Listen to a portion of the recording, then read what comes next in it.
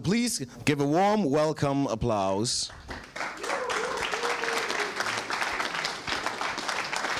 Thanks. Yeah, that would be great. Yeah, we tried that. The last time we tried that, So thank you.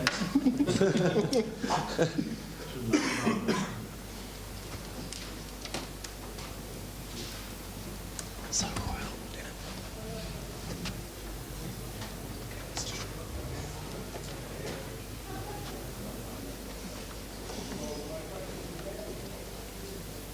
Change slides. No, I can do it, I guess. I don't have a signal.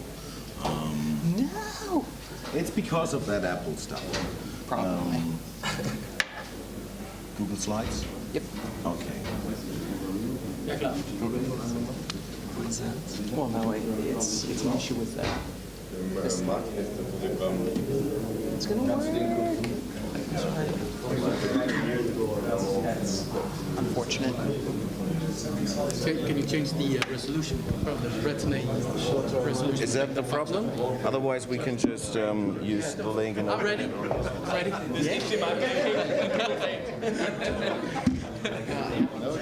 No jokes.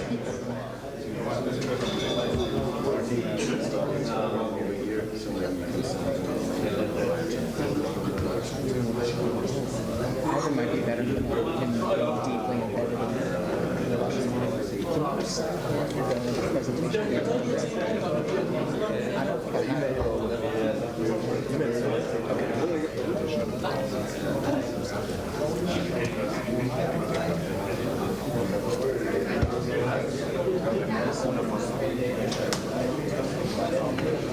Yeah, bring out a wheelchair.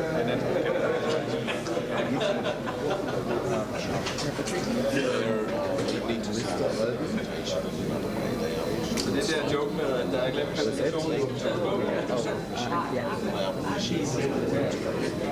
I work with projections.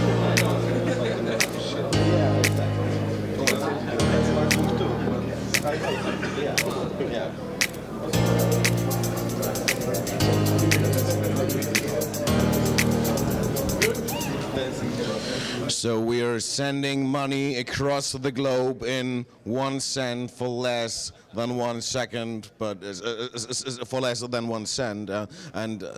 But setting up a presentation sometimes it's a pain. It's a pain because we need to work with the infrastructure other people provide, like Apple, Microsoft. It's a lot easier when it's built on your own, right, Ivan? Yeah, we need more software engineers here, I think. Okay. Maybe we can create a dApp for that stuff in future.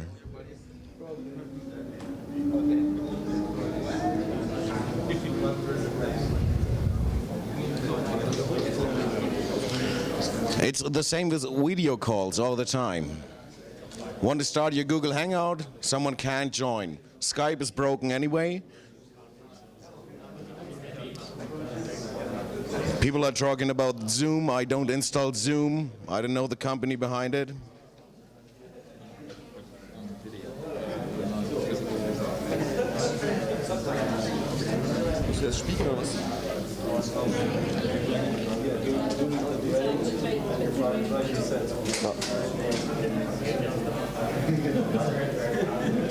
Yeah.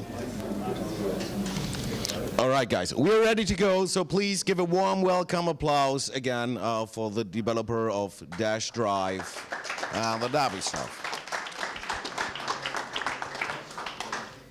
Hi, my name is Shumkov. I'm a software engineer. I was invited in the beginning of the 2018 the Drive team, and a bit later Andy engaged me to work on the Dash platform protocol and architecture in overall. And recently, like DAPI and Drive team were merged, and so now I'm working on the platform. And my friend Dana. Hi, everyone. My name is Dana Alibrandi. I'm the product manager for Dash Platform. Work very closely with Ivan and the other developers building this and trying to articulate the value to future customers. I live in Los Angeles, California, and I've been at Dash for a year and or Dash core group. I've been a year and like 4 or 5 months. So we have a lot of content to get through. This is a pretty giant subject, so I don't mind. Yeah, it's fine. Yeah, a lot of content to get through, and lunch is approaching, so we'll try and do it quickly. I'll be available all day today, and I'll also be going to Munich, so if you have any questions, feel free to come up to me afterwards, and happy to chat about any of this, launch partners, all that good stuff. So we'll start off with an overview of the platform. I'll go into some use cases that we've identified or that other organizations have expressed interest in developing around. And then Ivan will get into the juicy technical details, and then we'll conclude with some other juicy tidbits as well. Yeah, so starting off, what is Dash Platform? So I'm sure you guys have heard a lot of things, especially in context of evolution. And basically, it's a development platform that allows third-party developers, businesses to build applications that leverage the Dash network in various ways. So the broader vision is that we're developing a technology stack, so providing things like authentication, data storage, and basically anything that a developer would need to create a decentralized application. The first iterations of the platform will focus mostly on data storage, but as time goes on, we hope to add more features where you can fully host an application on the platform, and a couple of other areas that we're exploring, like smart contracts and things like that.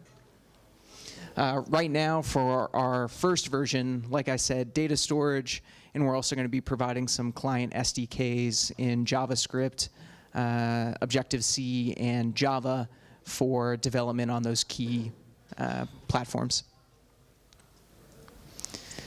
So right now, our value proposition, similar to other Dash core group initiatives, we're really focused on usability and ease of use, which is one of the reasons why we're heavily promoting JavaScript as our first language. And eventually, we will port our libraries into other languages like Python and .NET and PHP as well, hoping the community will be able to help us out with that. A couple of terms that we've heard from organizations that we've reached out to that are interested in building on the platform. They've heard blockchain as a service. So we're providing access to Dash's security and consensus so that people can validate the information that they're storing on the platform using our consensus mechanism. We've also heard DLT as a service, distributed ledger technology. Yeah. So in addition, we're also providing human-readable usernames, also known as blockchain users. Ivan's going to get into more details about that. And a couple of other things that are really exciting are the ability to remove data silos. So if you have multiple independent parties that all need access to the same data, storing that data on Dash platform is a really convenient way to secure it while also providing access to all of the relevant parties. So some use cases in that regard could be supply chain management or maybe even healthcare records, but we'll see about that one. That one's a little dicey. Yeah, so I'll get into a couple of the higher level concepts, and then I'll pass it off to Ivan for the technical stuff for the deeper dive. So DAPI, our decentralized API. A DAPI instance will live on every single masternode so that you can potentially connect to different masternodes to access Dash platform while still having the same experience across your applications. So this serves as it's a more resilient model compared to the typical client-server model, where you connect to one server, maybe that server goes down for various reasons, and then you're unable to access the application. With DAPI, you won't have that problem. Your application and your data will always be available. We will be able to integrate the SDK through various package managers. So if you're familiar with JavaScript, you'll be able to use NPM or Yarn. Same goes for Java and iOS. And you'll be able to define your data structures through what's referred to as a data contract. And I'm going to get into that in a second. Yeah, so in addition to DAPI, we have Decentralized Storage. This is formerly known as Drive, and the reason that we're not really using that term anymore is because we've broadened the scope of what Drive actually does. And then Ivan will be able to get into that as well in further detail. So your application data is replicated across all of the master nodes to ensure data redundancy. In the event that any master node goes offline or crashes for whatever reason, your data will be safe and secure.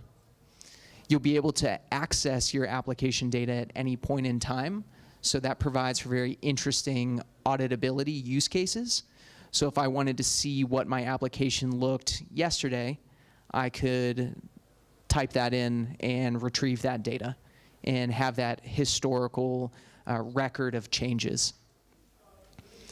And our application state, our application data is going to be secured via a side chain that lives alongside the main Dash blockchain now. That side chain we're referring to as the platform chain.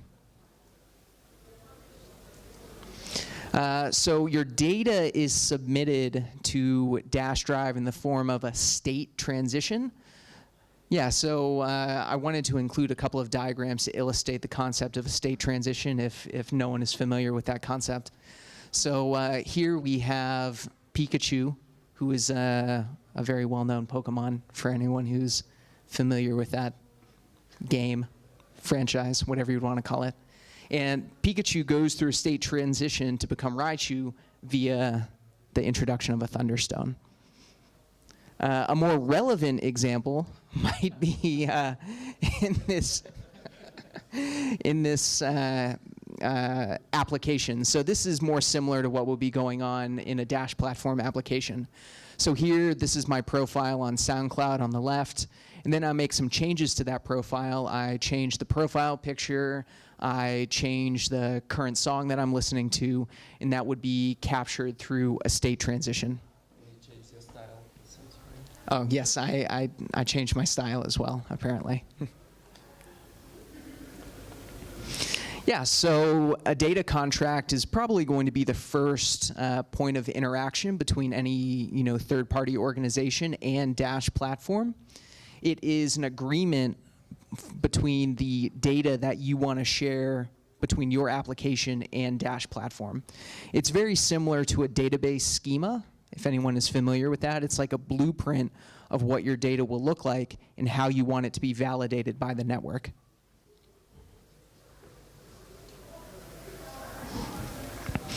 Yeah, so those are the key concepts, high-level overview, and now we'll get into some specific use cases that we've identified and some use cases that companies have approached us about for the platform.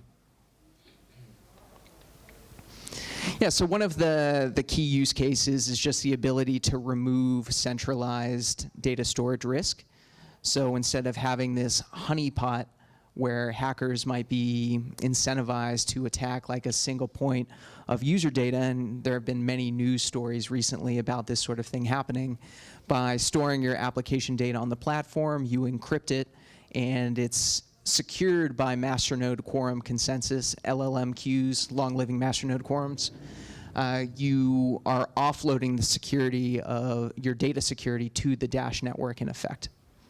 So I've spoken to some organizations, particularly Dash Text, if you guys are familiar with that Dash-funded organization, and some others that are interested in using Dash platform to, remove some of that risk and promote the general decentralized ethos.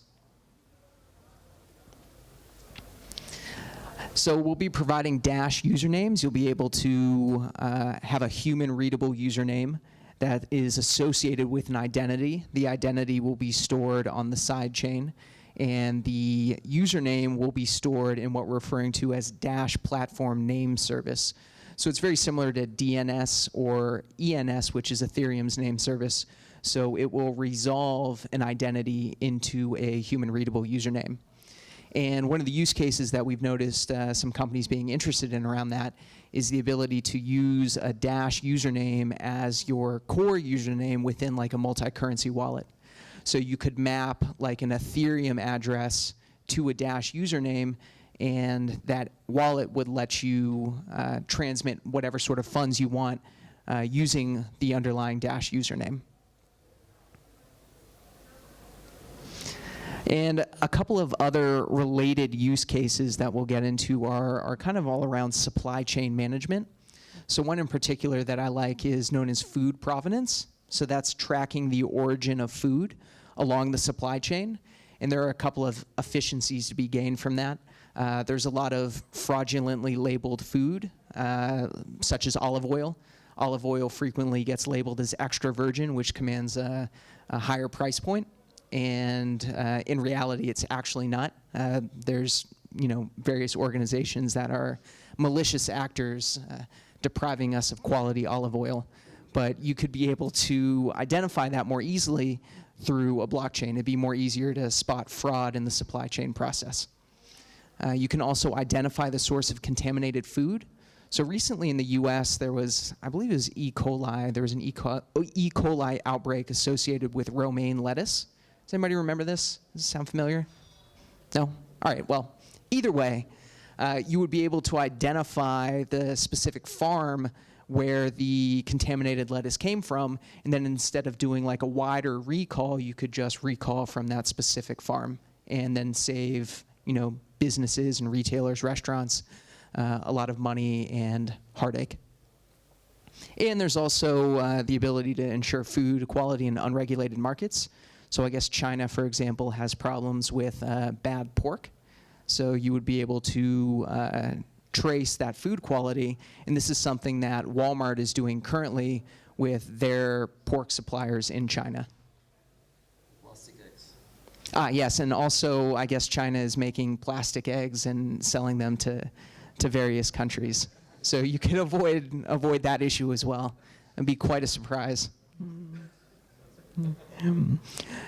And one of the most interesting use cases that we've identified so far is related to seed-to-sale tracking.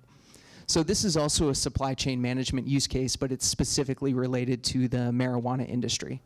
And one of the reasons that marijuana products or marijuana companies are really interested in this solution is because they face a lot of regulatory and compliance challenges with their products. State and federal governments are constantly looking to these companies for like records on purchases, sales tax, product quality, things like that. So they're really interested in using Dash Platform as a solution because all of that record keeping would be public and always available so that any regulator would be able to access that whenever they wanted. And now I'll hand it off to Ivan to get into some of the technical details. Thanks. How much time do we have? All the time. All the time. Okay. I don't know when we started. We have 20 minutes. 20 minutes? Okay. No pressure. Next time we need to make more talk switches and jokes. Let me stay Yeah. here. Sure. Thanks.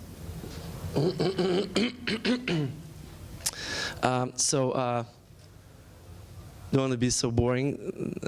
So I wouldn't say that I go into like juicy, deep technical details, just like something in overall. And if you have Expectations. yeah, and if you have any questions, we can go deeply. Okay, so just to understand the whole architecture of Dash, we break down it in the layers. So the first layer is our Dash blockchain, governments, masternodes, the deterministic masternode list, all these nice LMQs and proof of service, and many more. So the second layer, which we are going to introduce with Dash platform, is like software built on top of layer 1 and utilize some features from layer 1, such like DML, like deterministic masternode list, or long-living masternode quorums. So yeah, for layer 2, we are using tier 2. So I mean, to money terms. I mean masternode network. So we utilize masternode network in order to deploy and run Dash platform. So, and there is a third layer, is things which are built on top of platform. So it's actually our Dash platform applications, such as Dashpay or Dash platform name service. It's kind of part of platform, but built this platform. You know, it's like ERC tokens, which is basically smart contract. So it's like functionality built with platform. This is cool. Close. Oh, did you hear what I told before? Okay. Move the hand that doesn't hold the microphone. Yeah.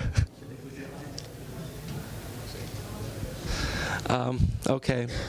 So you mentioned here, probably that notice here that there is a second blockchain for platform. It's not a joke. Previously, we were thinking to store platform state transitions on a layer 1 chain, like payment chain, but it's not really good idea because it's pretty expensive. We need to propagate all this data among the whole network, not just master nodes. We can do deterministic fees, right? So you need to pay like fees for layer 2, for platform, for storage, for master nodes, and also layer 1 fees for miners. So yeah, and we decided to move all state transitions from layer 1 to layer 2 and introduce a new chain. We call it platform chain. It is different consensus algorithm and different approach. It doesn't connect it with proof of work chain. I would say that this consensus is based on practical Byzantine tolerance protocol. It's something like Raft, but it's like more enhanced and it's Byzantine fault tolerant. That's the thing. And so in layer 2 consensus, it's specified in the Dash platform protocol. So it's like all data structures, all state transitions, all validation rules, and so on. So it's separate consensus. And platform chain, I think it's kind of shift of paradigm. It's not like a blockchain-based thing, blockchain-centric thing. Only what we are, why we are using blockchain here is only for state replication and consensus. So we care more about state, not about blockchain anymore.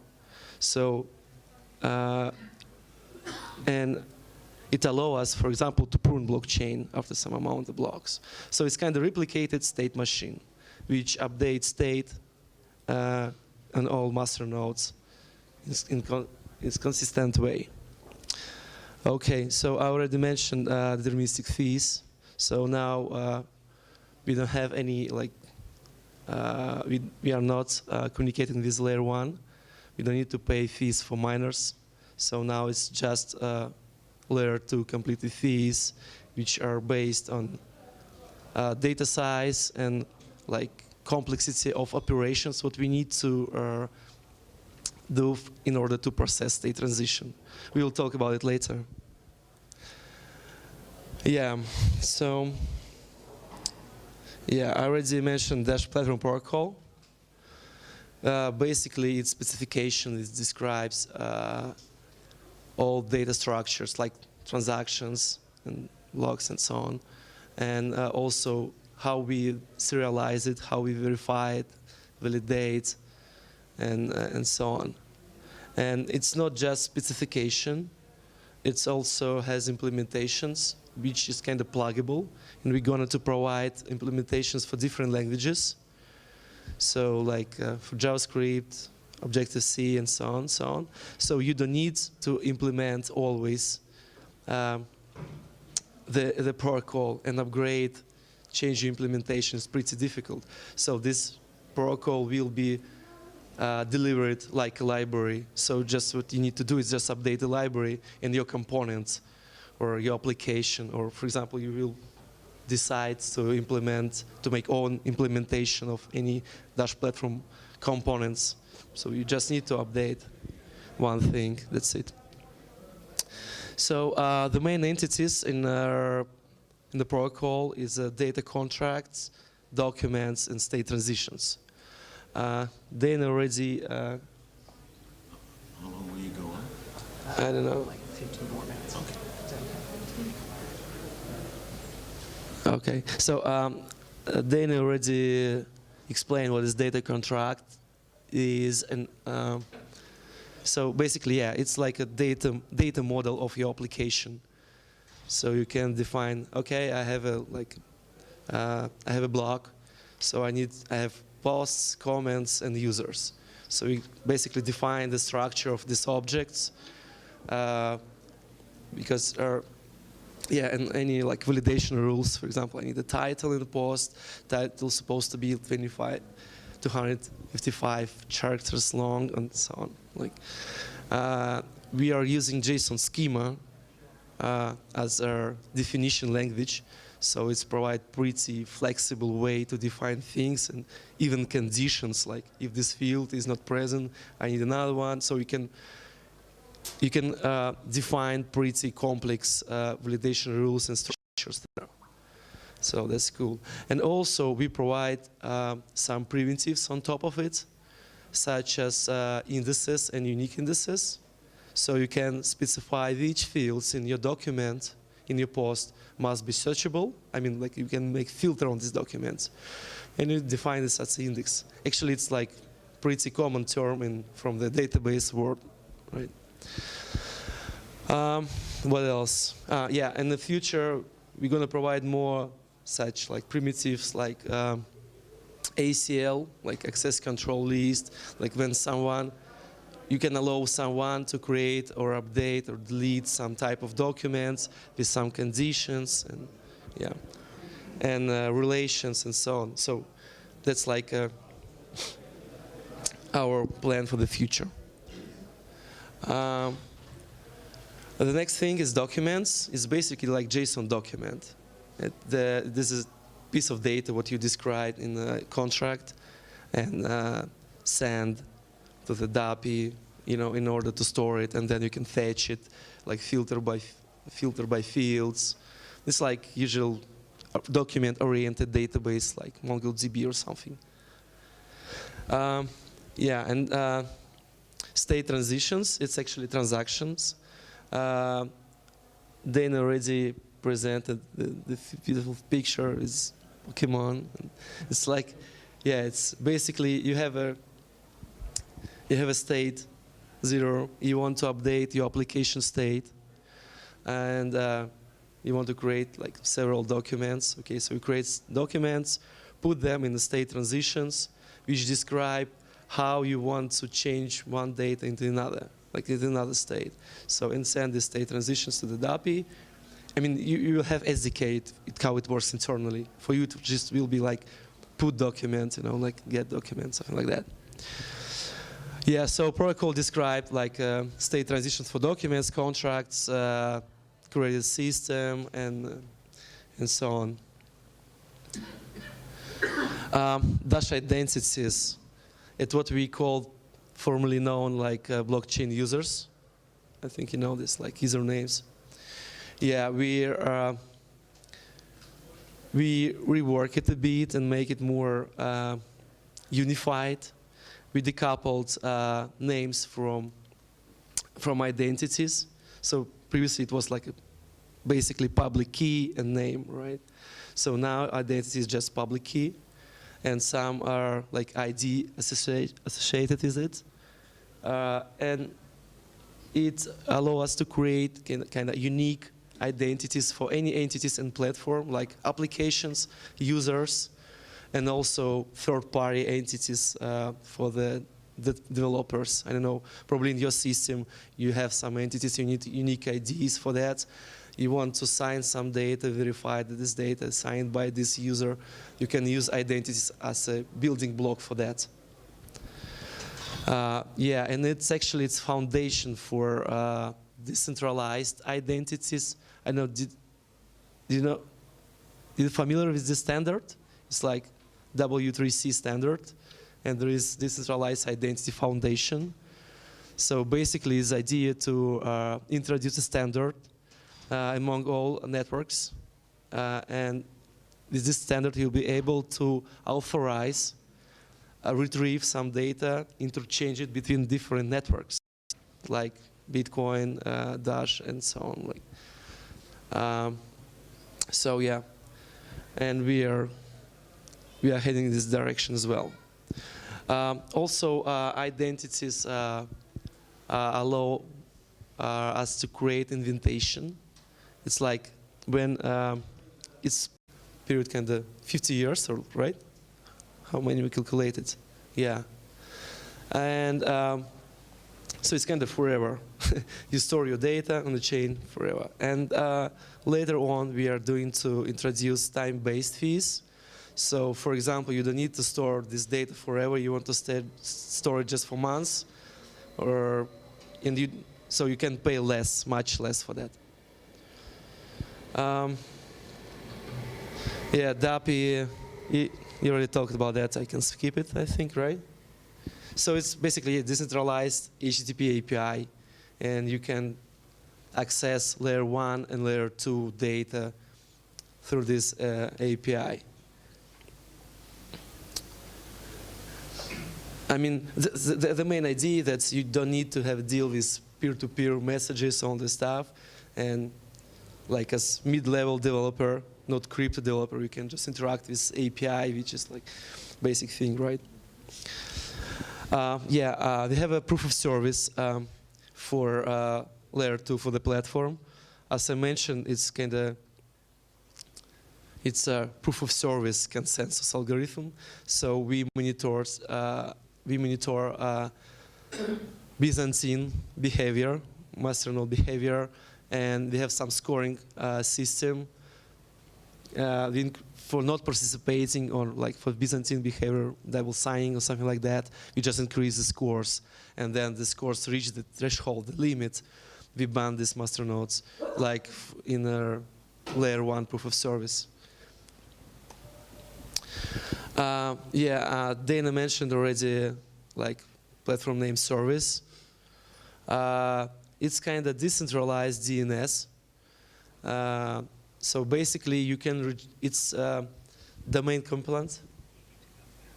Okay.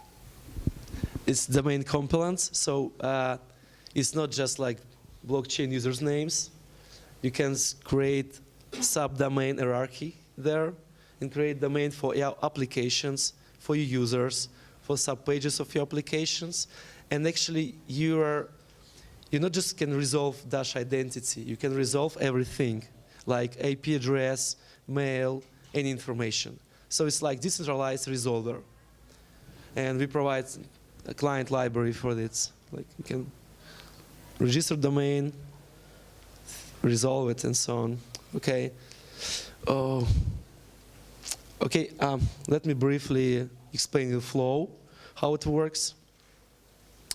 It's simplified a lot. So basically, in the left, you have a decentralized application, which uses our Dash SDK. It creates it creates state transition in order to change some data. For example, we're creating document, creating blog post. And we're making requests to DAPI on masternode. DAPI stores this state transition in the blockchain, like layer 2 blockchain. Blockchain are like we're creating blocks and propagate these blocks among all masternode network. Then we have a service which process blocks and state transitions inside. So during this work, we sequentially validate one by one state transitions and apply them on a state. So we update state, right? So we update state in Drive. Basically, that's it. And then when you want to retrieve some data back,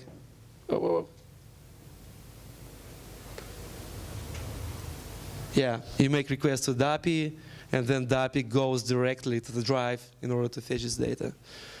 So architecture is pretty simple. And that's it from my side. Thank you.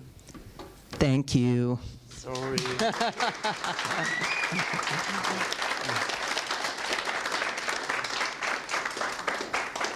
A couple of brief points before we all go to lunch. So Dash Core Group is going to be providing a public testing environment that we have affectionately named EvoNet, and you'll be able to experiment with different Dash platform features on this.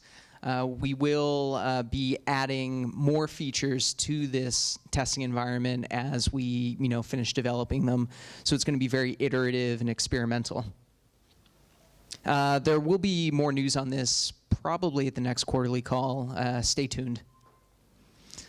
In addition, we have a dedicated team within Dash Core Group currently working on documentation. So we're building a developer portal that provides information on key topics such as onboarding, how to handle the chicken and egg problem where you want a user to onboard into your application and they might not have Dash. So how do we get them onboarded? And Ivan mentioned that very briefly with the invitation process. So we'll have topic guides on things like that. We'll have an API explorer, and then we'll also have guides on how you can test this locally and deploy your own DevNet with the platform on it if you're interested in playing around with it.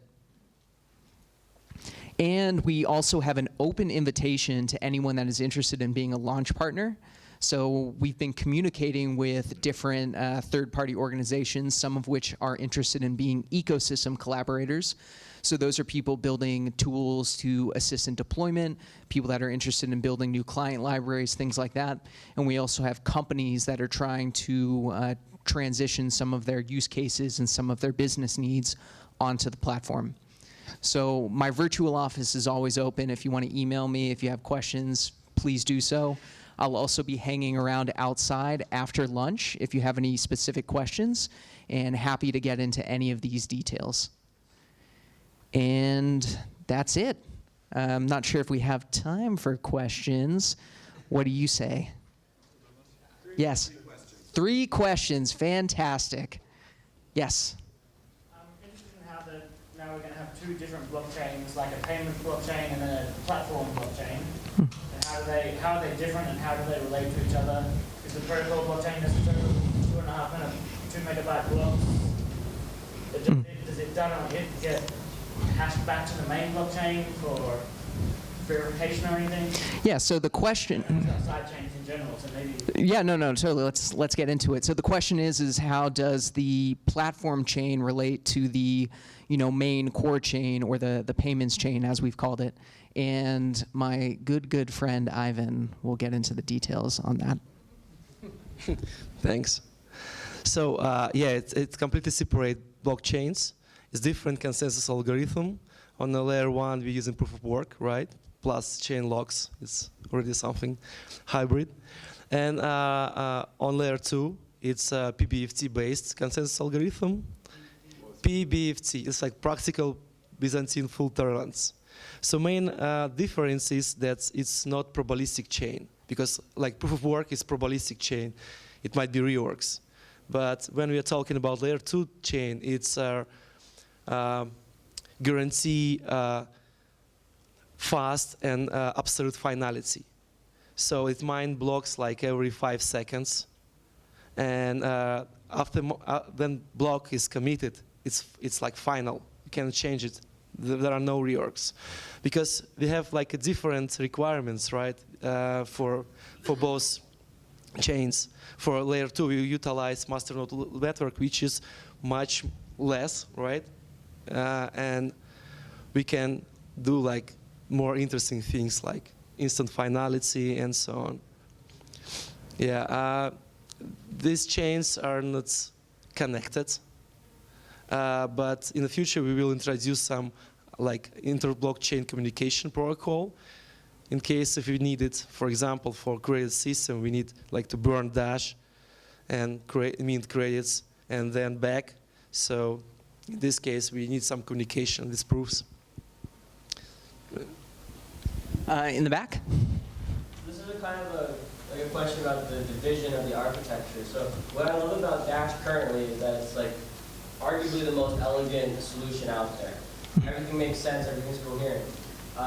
You mentioned, Dana, at the beginning that like possibly a use case would be healthcare. And that's really outside the realm of digital cash. So I'm curious, were there any concessions made in how you architected this thing where it became more complex or you took a route that you wouldn't have if the focus was merely digital cash? And sort of how were those decisions made and what were the practical results of those decisions? Yeah, so the question for anyone that didn't hear and for the people live streaming are, were there any concessions made in the design of the platform to accommodate use cases that aren't payment related? The answer to that is no, and Dash Core Group is still very much focused on payments, and that is our primary use case when it comes to the platform. I did mention healthcare because in my role, I'm trying to ideate and brainstorm on as many different use cases as possible, and healthcare is something that has popped into my mind. But first and foremost, we're focused on payments. And the reason that we created the platform in the first place was to provide metadata to payments and to facilitate the creation of the Dash Pay wallet. And then through the course of developing the platform, we realized that it can be applied to many other use cases. And we're slowly exploring those. And as time has gone on, related to your question about architecture complexity, we've actually we've simplified the architecture. And yeah, as Ivan said, a lot. And for the sake of time, I don't want to get into it right now, but happy to get into how we simplified the architecture outside. Yeah. And last question. When you will store documents on the blockchain, then I think about Dropbox in the Dash blockchain, and on the other side I'm thinking about hosting a masternode, then each masternode owner will have a data center like Dropbox in the future. So the question is, what are the like data storage implications for like masternodes and on the platform? And to answer your question, the first iteration of the platform, it's going to be more similar to a distributed database as a service. You could host actual files like songs, images, things like that if you wanted to, but it would be very inefficient to do so, and that's not what we're promoting. There are other blockchain-based storage solutions that are very much focused on file storage versus data storage, which is what we're trying to do. In addition, in the future, we will provide like various like data storage optimizations, such as sharding, so that your masternodes won't be like just cluttered with like an outrageous amount of data. We've also explored the possibility of implementing a CDN, a content delivery network, so that you could store like more complex files like pictures and images and music and things like that. Although that's not on our roadmap, it's not in our backlog anytime soon. We are in the earliest stages of exploring that possibility. So does that answer your question? Does that help? So in the long term, I need a data center. No. I don't think that will be the case. You can say that we'll use sharding, and like in the future we're gonna to introduce sharding, and right now we store the whole data set on all masternode, but in the future this data will be sharded, and masternodes will be incentivized to increase storage capabilities and store more data, but it will be like up to owner. If he wants, he can store more. Also, we have a fee system in place, and that fee system will disincentivize people from storing large amounts of data. So the fee will be based partly on like just an average normal transaction fee, and then there will be some variable fee associated with the size of data that you're storing. So we are restricting that fee and preventing, or well, preventing is a strong word, strongly disencouraging people from storing large amounts of data.